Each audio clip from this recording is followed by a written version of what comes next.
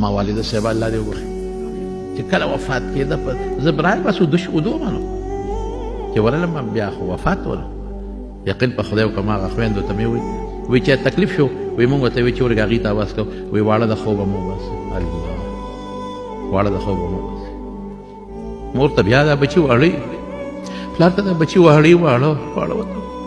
که د بچو خاوندان مې نو واړه ورته بچې د کشرانو ته وایم چې د مور او پلار قدر وکړئ ډېر خیال یې وساتئ قرآن وایي زه نه وایم ولا تقل لهما اف ولا تنهرهما اف هم ورته مه وایه اف رټی هم مه وقل لهما قولا کریما چې د چا مور او پلار وي د خدای نعمت دی وګڼي چې دا نعمت دی او که د چا مور او پلار قبر دی دعا ورته کوئ ذکر کوئ دعا ورته بخئ تلاوت کوئ ورته بخئ صدقه کوئ ورته بخئ مور او پلار مه خفه کوئ